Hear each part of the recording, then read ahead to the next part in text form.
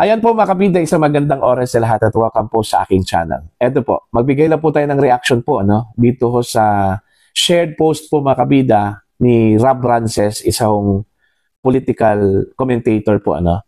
Ito po patungkol ho sa nakakabinging katahimikan po mga kabida ni Speaker Martin Romualdez patungkol ho dito sa controversial na flood control projects po mga kabida. Yung mga kasamahan po niya dyan po sa House of Representatives, may ingay na po, mga kabida. Nagkukumahog na po sa kadedepensa po, dito ho sa pagdawit ho ng mga accusers, sa House of Representatives, po. Meron na ngang nagalit po, na isang kongresista po, kay Mayor Benji Magalong, dahil daw idinamay daw niya itong mga mababatas po sa kanyang mga aligasyon po mga kabida, Eto, babasahin ko lang po ito pong post po o shared post po mga kabida ni Rob Rances. Actually, originally posted po ito mga kabida, ng Lyrical Universe at shinare lang po ito ni Rob Rances po mga kabida. Ang caption po nila dito actually, Speaker Martin Romualdez nananatiling walang imik sa issue ng flood control projects. Ayan. Yan yung kanila pong caption po, post po ng Lyrical Universe. Alright? Ang caption din ni Rob Rances, mahal niya kasi ang Pilipinas. Kaya yun, nananahimik po. Wala hong imik. Ito hong si Speaker Martin Romualdez po mga kabida. O nga bakit tahimik po itong si Speaker Romualdez mga kabida? Po? Wala ho siyang in-issue po na statement patungkol ho dito sa pagkadawit ho mga kabida ng ilang mga miyembro po ng House of Representatives po, dito sa issue po ng flood control projects po mga kabida. Marami na pong mga mababatas na nag-ingay ho dito, just like Richard Gomez, ito hong si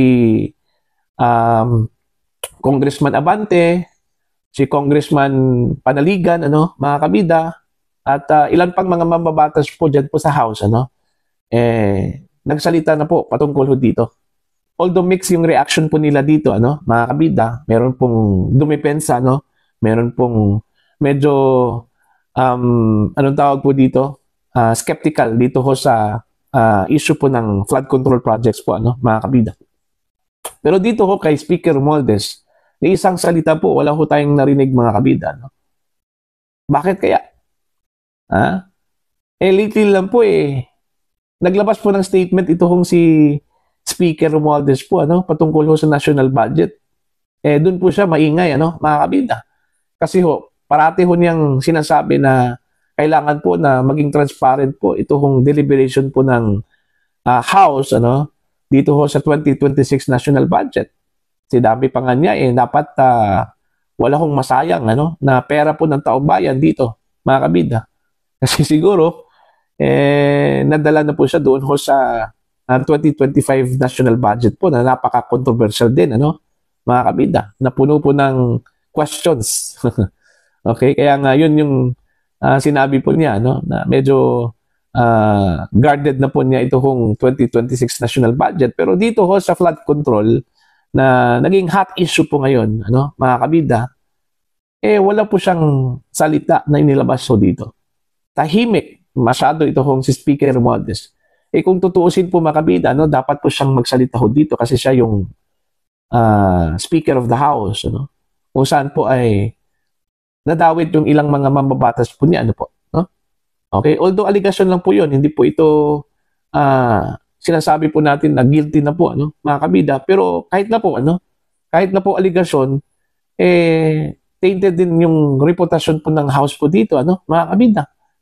Damay po yung House of Representatives po dito, kahit na po allegation lang po ito, Alright, kaya nga, ito hong ibang mga mababatas po, nagkukumahog ho sa kakadepensa po, mga kabida, Kasi unfair naman po sa kanila, lalong-lalo na po, ito hong mga wala hong ginawa, itong mga inosente po na mga mababatas. Tama yun si Richard Gomez na nadadama yung ilan, ng mga mababatas na wala hong ginawang masama po, mga kabida. Pero wala ho tayong magawa dito, Kasi kahit na po inosente yung ilang mga mababatas dyan, considering may mga gumagawa po ng kabulastugan na mga mababatas, hindi po maiwasan na madadamay talaga because they're carrying the name of the House of Representatives. Okay? Miyembro po sila ng House of Representatives. Diba? Normal lang talaga yan na madadamay talaga, mga kabida. Pero ang issue lang kasi po dito, kung sino-sino, ito hong mga involved. Sana, magsalita na po. Pero bilang pinakamataas po, at magulang ho, mga kabida, na mga lawmakers po dyan sa House of Representatives, ito hong si Speaker Romualdez, dapat nagsalita na po ito ngayon. Okay? At naglabas po ng statement, regardless kung dedepensahan ba niya itong mga mambabatas, o ikukundina ba niya itong mga mambabatas na nasangkot ho dito sa corruption ho sa flood control projects po, mga kabida.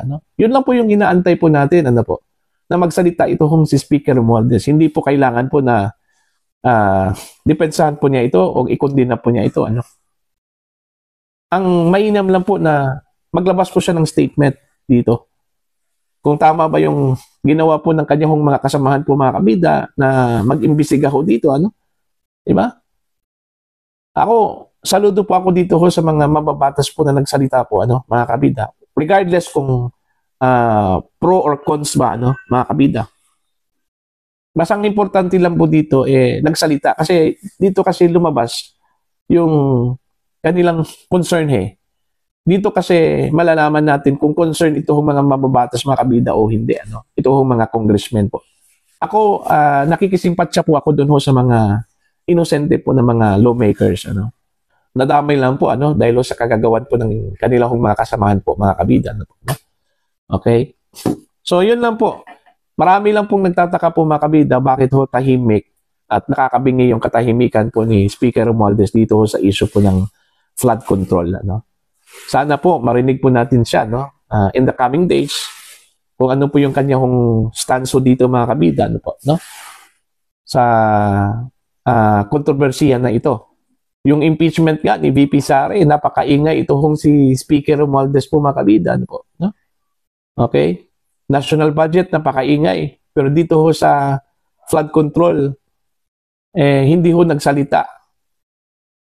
Kaya ngayon yung tanong, bakit kaya? Naghahanda ba ito para sa kanyang official statement? Sana po. Meron po siyang official statement po dito.